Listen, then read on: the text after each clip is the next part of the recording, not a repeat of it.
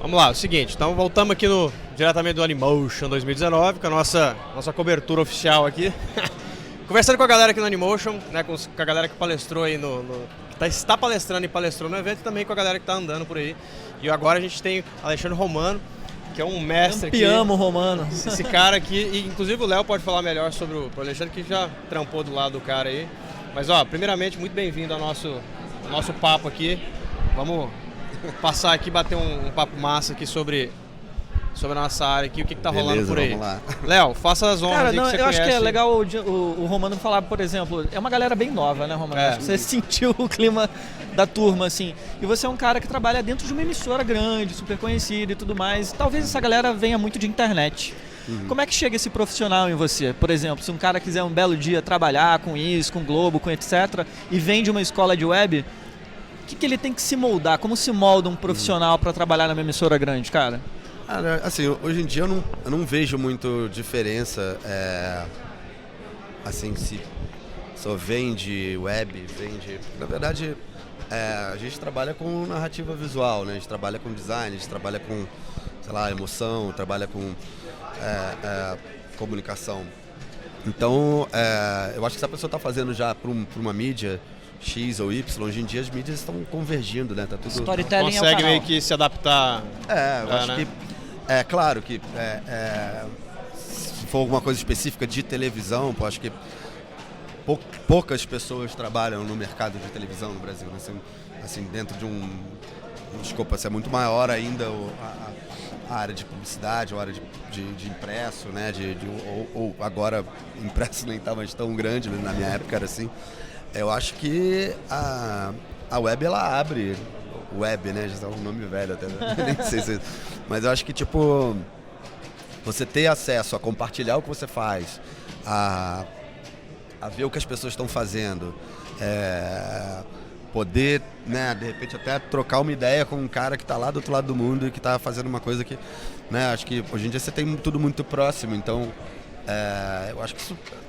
Assim, só vejo como vantagem, sabe? Eu acho que as ferramentas do dia a dia, os processos de trabalho, cada lugar, cada empresa, cada estúdio, né? Vai ter os seus mecanismos ali, seus processos. Então isso tudo você vai acabar aprendendo dentro ali ali do ambiente de trabalho.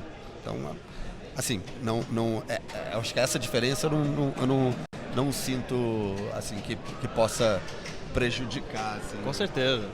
Inclusive dentro do até meio dentro desse assunto que você está falando aí, você fez um speech aí, fez a sua palestra de hoje. Para quem não estava aqui no Animotion, né? Resume o que você falou lá. O que trouxe aí pra galera? O que você trouxe pra galera aqui no Animotion esse ano? Bom, basicamente... Trazer pra essa galera nova aí e tal, e pra muita gente que é macaco velho também. Tipo no eu, rolê, né? Tipo eu, né? Tá falando de mim. Bom, acho que basicamente eu trouxe um pouco de resfriado, voz rouca Peraí. E um mega cansaço que eu tô vindo aí de umas pauleiras aí de gravação, uma semana de gravação no Sul, depois eu voltei pra cá e um monte de coisa. Então tava com um monte de projeto, né, que estavam acumulado, agora final de ano é sempre corrido. E claro, quando a gente tá lá Ele atrás... tava palestrando e aprovando arte no WhatsApp.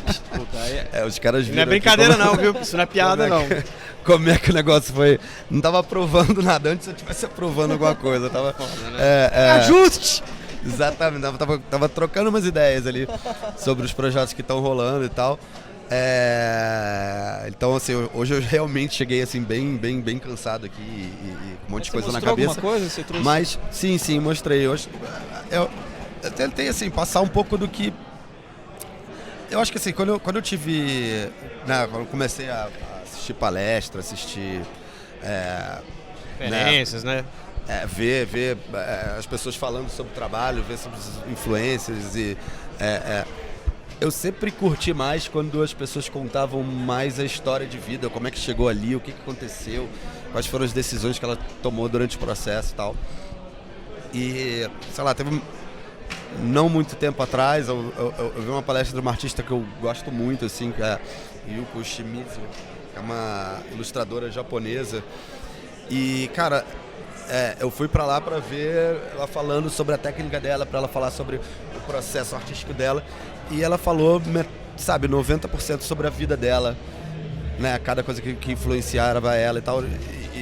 E como isso é mais legal, assim, de você entender e você ver que por trás, sei lá, do artista, do profissional, tem todos aquelas mesmas coisas que todo mundo passa, né? Técnica, esse tipo de coisa, acho que é legal. Acho que eu mostrei ali um pouco também, quis mostrar um pouco como é que é o funcionamento dentro da TV, assim, como é que a gente desenvolve, né, desde o começo, desde o briefing, que a gente recebe, né, da direção, né, e dos autores e tal. E porque realmente é um nicho ali ainda que não é... Cara, a galera tem muita curiosidade. Super conhecido, né? A galera então, tem muita curiosidade pra ver como funciona a TV por dentro. E eu vejo muito assim que aqui a gente tem uma coisa aqui no Brasil assim, de menosprezar muito quem está recebendo a informação, né? Então, como a gente tem que chegar ali e vou falar sobre, sei lá, vou fazer um making off sobre a gravação de um disco, que seja, né? Às vezes as pessoas vão falar para todo mundo que você não vai entender. Eu acho legal quando isso te mostra também a parte que talvez não seja tão curioso, né, como que gere uma coisa que vai pegar todo mundo, mas quando você está falando para um público como a galera que está aqui, eu acho que todo mundo quer entender como é que é a área, entender como é que é o processo, como é que você chega ali, né? As coisas não surgem assim, né? Tem muito trabalho, tem muito processo, tem muito... Nada de graça, né? Eu vou fazer um comentário e depois vou embutir numa pergunta, que é o seguinte, lá na Globo, bom, você pode destrinchar isso pelas aberturas de novela, por exemplo, né? São zilhões de técnicas diferentes, né? A cada hora vocês têm que inventar alguma coisa, ou mesmo pega algum tipo de tendência e desenvolve ali, ou tenta aprimorar aquela tendência. Eu já vi handmade, né? Aquele do balé, enfim, já vi coisa com 3D, já vi, enfim, um zilhão de coisas, né, Romano? O meu comentário seria o seguinte, tem uma lenda lá dentro que são as pranchetas de referência do Romano, que são coisas absurdas. A quantidade de rolê que esse cara deve ter na vida, e quando você entrega uma prancheta de referência, como as pessoas se sentem, né, bem embasadas quando recebem um mood board teu. Então eu queria que você falasse sobre suas referências, né? Já que você falou da tua artista, de uma artista japonesa, como é que você faz para explicar para um cliente ou mesmo para um diretor aonde você quer chegar, né? Aonde você pode chegar? Esse sim. Apesar de a gente estar trabalhando assim, até dentro da área artística, assim, a gente não está falando ali com um engenheiro de uma fábrica, né? A gente está falando com pessoas do lado do universo artístico, que já é um outro papo, sabe? As pessoas têm referência de também cinema, tem produção, tem atendimento, engenharia, são outras eu acho pessoas. Que sempre que você quer vender uma ideia, tem aonde você quer chegar. Se você quer chegar num lugar diferente, se você quer não se repetir, ou se você quer, sei lá, inovar, ou que seja. Às vezes, não acredito que nada hoje em dia seja ultra novo, tudo. Eu acho que a gente, né, o design ele é funcional, além de ser artístico, ele vai funcional. ser reciclado, né? Então, se você faz alguma coisa que ninguém entende, pode ser um sucesso se as pessoas não entenderam, mas se sentiram alguma coisa que é legal, né? Agora, se você não consegue chegar em lugar nenhum ali e é mirabolante e tal, também não adianta. Não adianta ser genial, não adianta ser... Então, assim, comercialmente falando, né? Uma peça que tem um propósito. Nem só propósito de venda, mas um propósito... Você tem essa liberdade, você sente que você tem essa liberdade de experimentar coisas lá dentro também? Sim. Isso é uma coisa que é muito legal, é essa liberdade que a gente tem de propor, e eu acho que com o tempo a gente foi conquistando isso também, né? Tipo, aos poucos mostrando que dá para fazer de uma outra forma, que, né, e até trocando ideia mesmo, fazendo mais junto, conversando mais diretamente com os diretores, com os autores, tentando interpretar qual é a visão deles do projeto, e a gente mostrar como é que o que a gente quer fazer ali na embalagem, né, ou na marca, no que quer que seja. Então acho que tem um processo criativo ali que né, aquela coisa, às vezes liberdade total pode ser muito bom e pode ser... É perigoso. É perigoso também. Responsabilidade também. Exatamente, você Né? pode chegar lá na perigoso. frente e falar, cara, tá, legal, mas Pode perder o controle isso é maravilhoso, você vai ganhar prêmio com isso aí, mas isso aqui não corresponde ao meu texto aqui, a minha história. A gente tá ali pra mostrar uma embalagem de uma história, mostrar, assim, no dia a dia, assim, qual é o DNA dessa história, qual é o DNA dessa... É tipo um casamento, Romano, você tem que ceder de um lado, o outro do outro. E vai indo tudo, até... né? Acho que Romano, tudo na vida tem essa... Quanto tempo você tem de indústria, velho? Cara... Total, cara. Então, eu comecei a trabalhar muito cedo, assim. Ele fez a abertura da Santa Ceia, cara. você tem praticamente. noção. Sacanagem. Mas Faz a pintura, né? Bom, eu entrei na faculdade de design, né, na PUC do Rio em 94, 2. Né, eu já tinha ali meus 20 anos, 19, 20 anos. E eu comecei a trabalhar, estava no terceiro período, né? Então já tenho uns 23 anos por aí, mais ou menos. 23. E de Globo você tem, desses 23... 23, porque eu comecei a trabalhar na Mesmo, Globo. velho? Essa é uma Caraca. outra coisa que é bem, bem louca, assim, porque... Você nunca saiu de lá, na cara? nossa área... Não, já saí, já voltei, já entrei, Saiu, já saí. voltou, tal. Na verdade, eu Ok. nunca saí, mas nunca Vai, deixei, mas volta já e mudei vem, pra vai. caramba. Não, isso é uma curiosidade também, que eu... Ali, claro, eu não falei tanto sobre isso ali na palestra de hoje, mas já dei algumas pistas ali. Eu comecei a trabalhar muito cedo, assim, estava no terceiro período da faculdade, curtia muito, fui fazer desenho industrial porque eu curtia muito a arte e design, já estava começando a entender ali, gostar e olhar para as coisas de outra forma ali, né, vendo, claro, né, como moleque gostava de desenho e tal, curtia muito efeitos especiais, né, de cinema e tal, mas nem me via assim, né, fazendo esse tipo de coisa ali, mas já brincava ali, já queria, né, desde criança eu fotografava, comecei a revelar filme, eu estudei numa escola aqui, eu nasci e morei em São Paulo até os 7 anos de idade, eu estudei numa escola na época que era uma escola que estava... Era uma escola meio diferente, que tinham vários... tinham várias aulas diferentes, então assim, com, sei lá, 6 anos de idade eu estava revelando fotografia preto e branco. E tu era da na turma escola, do fundão? sabe? Na verdade, mais ou menos. Era marotinho ou era do, Não, era do bom aluno? Quando eu era moleque eu era bem tímido. Bem tímido. Ainda sou um pouco com algumas coisas. Não, nem Mas acho. depois de um certo tempo na Globo não tem como mais ser tímido, não. Mas também nunca Mas isso fui não quer dizer mais, que você... né, tipo, mas não é expansivo, sempre zero, assim, estudioso ali, aquele cara que fica CDF, muito pelo contrário, eu era mais malandro, assim, mas na minha, também não era aquele o malandrão da sala, esse tipo de coisa, ficava lá na minha. Claro que isso fui crescendo, foi juntando com as pessoas diferentes e tal. E... vai ganhando aquele tom mais... mas assim, eu acho que eu acho que teve essa influência lá atrás, né, curtia, acho que cresci numa época que, eu de 6 anos de idade tava, né, tipo, filme do ET, sabe, tipo Star Wars, sabe, tava no auge, tudo, né, Spielberg, né, toda essa cultura americana de cinema, né, meio fantasia ali, VFX e tal, tava... Sci-fi, né? Aquele sci-fi nos anos 80 ali. Se eu curtia 70, astronomia, era uma coisa assim, coisa bem criança, assim, né? O massa é que ele coisa. passa de um sci-fi, de um VFX 1980 para uma era digital, né? Inclusive, isso deve ter impactado o teu trabalho também. Então, eu curti, meu pai curtia fotografia também, então... Chegou a trampar com analógico, né? Trabalhar não analógico, não. quase literal, mas assim, existiu uma transição ali entre analógico e full digital, que ele era quase um pseudo digital, sabe? Os softwares eles eram muito obtusos ainda, né? Eu já era da galera nerd que, sei lá, começava a montar meu computador ali, as pessoas nem tinham muito computador em casa.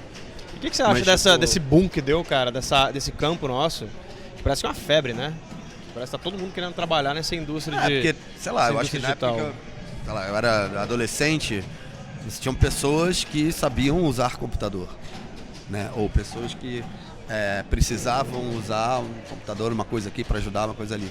Pessoas que tinham um computador. E, claro, no Brasil a gente vê, pô, é um abismo social absurdo, então não é todo mundo que tem acesso a essas coisas e tal. E a gente né, assim, até como a palestra da Bia ali, que ela falou, pô, achei fantástica, assim, achei incrível, tanto o trabalho dela, mas muito assim, a experiência de vida dela e a coisa toda que ela falou. A gente é muito privilegiado de ter, né, estudado em escolas particulares e ter acesso a muita coisa ali que a grande maioria não tem. Mas hoje em dia, acho que não existe isso. Assim, não existe sim você perguntar, você sabe usar computador, você sabe usar a internet. É uma coisa quase que intrínseca, né? Tá no teu bolso meio que o dia inteiro. As pessoas nem pensam mais que quando você está mandando uma mensagem para alguém, tá, né, indo por uma, né, tá digitalizando aquele sinal, tá decodificando no outro, aquilo é tudo sinal digital. Frase minha que vai virar pergunta: o audiovisual é a nova escrita, Romano? O audiovisual vai se tornar a nossa nova linguagem de escrever, de se comunicar? Já é, praticamente. Né? Não sei, eu acho que escrita tem seu lugar e não, vai ter sempre seu lugar. Eu não trocaria literatura pelo audiovisual nunca na minha vida, mas cada um tem a sua inclinação. Eu acho que você tem... acho que o audiovisual já está ultrapassado há muito tempo, na verdade. Se você for ver o que... né, você tá já em novas narrativas, inclusive, né, cara? Eu acho que a galera hoje em dia né, tá desenvolvendo outras... Essas formas de expressão, e né? não só em tecnologia, mas, sei lá, eu acho que expressão cultural, expressão com tudo, assim, né? Em relação à música, em relação a como se faz, né? Como pessoas fazem, né? De repente você pode estar fazendo um show que cada um está num pedaço do mundo, num lugar do mundo, né? Fazendo um pedaço de coisas, está juntando aquilo. Acho que já não tem muito como definir o que é. Assim, a partir do momento que você se comunica com alguém recebe essa mensagem e troca, isso é comunicação, isso é linguagem e tal. E, vamos dizer, a escrita, claro que hoje em dia, né, tipo, pô, eu mesmo, assim, pô, a minha letra, se eu for escrever na mão ali... Cara, é estranho é horrível, isso. né? Mas, estranho. Tipo, você assim, perde o hábito, né? Mas é ruim isso. Acho que você tem uma forma de se comunicar que você não dependa de máquinas, não dependa de transcodificação de códigos. Era mais ou menos esse o ponto que eu queria chegar. O fato de você... Isso é um fato mesmo. As pessoas perderem a escrita, né? A forma de escrever é um fato, né? Não é uma lenda. Antigo. Mas já, né? a escrita não é só você escrever de punho, né? A escrita tem muito a ver com o que você quer escrever, leitura, e falar, né? E tudo mais. Sim, porque ela só surge, na verdade, porque as pessoas falavam, elas queriam registrar. Claro. Então será que agora, acho que é um novo momento que a gente está, inclusive, encarando para registrar tudo isso que a gente quer, né? Enfim, mas é um registro meio descartável, né? Porque você faz um stories, ele dura 15 segundos. Sim, não é, cara, dia, depende. Tem gente que guarda essas coisas, Jean, sabe? Tem. Acho que depende muito da mídia. Essa tem o volátil, sim. É capcioso isso. Tem o volátil, sim, mas se eu pegar o teu celular, a tua história está contada aí nas suas fotos e áudios e vídeos. Eu não guardo foto, eu tenho uma preguiça mentira. Danada. Sério, te garanto. Mentira. Cara, mas alguém tá guardando essas fotos pra você. Com certeza. Ele apaga os nudes. Com certeza. Isso aí você pode ter certeza. Ele apaga os nudes, mas o outro lado não apaga. Alguém tá me fazendo esse favor. Rodando aí. Não é só quem botou a foto na rede social, no Instagram, no Facebook. Eu tenho uma pergunta... De alguma forma tá tudo em algum lugar. Isso eu não tenho dúvida. Tem uma pergunta que eu geralmente sempre faço para os caras que eu sei que são os mestrezão dessa indústria nossa mesmo, que tem tempo de casa suficiente para ensinar sem nenhum tipo de medo, né? Que tipo de dica você dá pra galera que tá começando? Assim, o cara que tá ali agora no YouTube, que vai assistir essa entrevista aqui, esse bate-papo, o que você fala para esse cara que quer entrar nessa indústria de motion, de VFX, ou seja lá o que for, esse campo digital criativo, né? Qual é a melhor dica que você pode dar para um cara desse? Cara, dica é um negócio difícil. É difícil, por isso que eu acho que assim, pergunto para poucas pessoas. A primeira dica que eu acho que eu poderia dar, assim, que, né, não sei quanto isso vale para alguma coisa, mas você tá fazendo o que você gosta, você escolheu porque você quer, você escolheu porque você está fazendo aquilo porque você pode fazer esse tipo de... Né, hoje em dia você pode trabalhar, você pode fazer filmes em casa sem trabalhar com isso, precisa ser um hobby. Da mesma forma que, né, alguém que adora jogar futebol ou sei lá, curtia montar barco, ou curtia pescar, não necessariamente você precisa que isso seja a sua profissão. Isso acho que é a primeira coisa, né? Porque a partir do momento que você está trabalhando e aquilo, você depende daquilo para te sustentar, assim, você vai lidar com várias coisas ali, tanto como você, com competição de mercado, quanto com frustrações, principalmente se está ligando na área criativa, né? Quando você está na área criativa, você está trabalhando para algum propósito, nem sempre é o que você ou acredita, ou é como você... Mas acho que as pessoas se adaptam ali e tiram o melhor ou pelo menos tentam ou podem tirar o melhor de cada coisa, né? Acho que eu vi em algum lugar outro dia alguém falando que, tipo, se você ama uma coisa e quer parar de amar, começa a trabalhar com ela. Era algo assim, porque... É interessante, hein? A partir do momento que vira uma obrigação, é complicado. Ao mesmo tempo que você pode, né, ter ali outros objetivos, né, de junto ali, ou tipo, tá pensando junto com o que você quer fazer e tal. Mas eu acho que é isso. Primeira coisa, acho que... curtir o que faz, né? E sei lá, não adianta assim, pô, sabe, eu adoro fazer, sei lá, mexer num software aqui e adoro fazer isso aqui porque, pô, deu um resultado, eu fiz um negócio. Legal, você adora isso, você adora aquilo que você fez, você, né, eu acho que as coisas têm que te dizer mais diretamente com o que você sente no dia a dia, assim, né, tipo, com, sei lá, fazer também esperando os resultados, ou esperando... hoje em dia a gente está na fase de tudo se posta, né? Você faz um negócio, posta, faz um negócio, posta. E eu lembro que quando começou isso, assim, tipo, eu falava, cara, tipo, pô, sei lá, tem uma vergonha de sei lá, mostrar um projeto assim, dessa forma, que tá meio começado. Inacabado, né? Ou nem inacabado, às vezes até tá acabado, mas, né, às vezes você pega uma pessoa que, pô, sei lá, começou a fotografar ontem e daqui a pouco já tá fazendo uma exposição. Tudo bem, eu acho que isso é de cada um, não tem, acho que problema nenhum mostrar, dividir, mas eu acho que hoje em dia tá todo mundo exposto, né? Então as pessoas já estão assim, às vezes elas já fazem pensando no resultado, e é meio que nem criança, né? Tipo, criança, você dá uma coisa pra criança ali, ela gosta, ela sabe que você fez aquilo, né? E você riu de volta. Tá falando de experiência própria, né? Porque em casa tem criança. Sim. Então, todos temos, né? Todos sabemos o que ele está falando. Né? Então é aquele negócio, a criança, ela vai você acha que tá de certa forma induzindo a criança a isso ou aquilo, mas ela tá induzindo você a várias coisas também. Ela tá te induzindo a, tipo, quando eu faço isso, ele gosta. Sim, existe um feedback ali. Quando eu choro. Então, assim, o tempo inteiro ela também está aprendendo ali os códigos do que é legal para ser aceito, é ruim, né? Então, a gente também tem que lidar com esse tipo de coisa. Então,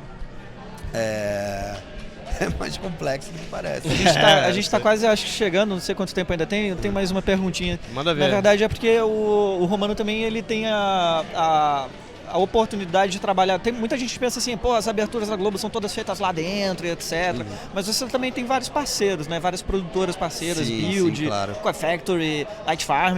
Você trabalha com essas produtoras maiores também, Romano? Como é que é a relação com eles, né? Eles te trazem bastante ou você só demanda? Chibata eles? Você trata eles com carinho? Não, a gente, assim, como eu até mostrei na apresentação hoje, queria mostrar exatamente como é que é o nosso processo criativo. Também, né? Por exemplo.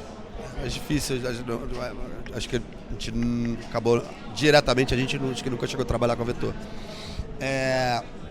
Mas assim, independente de quem a gente, assim, eu fui repensando quando me chamaram para tocar a equipe, para né, liderar o departamento e tal, eu fui sempre pensando em trazer o que eu acho, o que eu vi nos lugares onde também, em outros lugares que eu trabalhei e tal, e outras experiências que eu tive. E sempre acreditei que o foco é na criação, o foco é no desenvolvimento do conteúdo, no que você está querendo dizer com aquilo. Não adianta você falar assim, cara, eu já vi profissionais tipo, muito, muito bons e que cresceram falando, pô, isso aqui é muito legal, eu quero fazer um desse, sabe? Isso aqui é muito legal. E assim, claro, todo mundo quer, eu também quero fazer várias coisas. Tem várias coisas que eu falo, porra, como é que os caras fizeram isso? Porque deu vontade de ter pensado nisso. Mas a gente, assim, eu fui pensando ali como é que a gente vai trazendo e contribuindo, e pessoas diferentes dentro do mesmo ambiente, né? Como é que a gente pode compor o que cada um tem de bagagem. E foi isso, aos poucos a gente foi renovando a equipe, algumas pessoas foram saindo, outras pessoas foram chegando, outras vagas foram abrindo.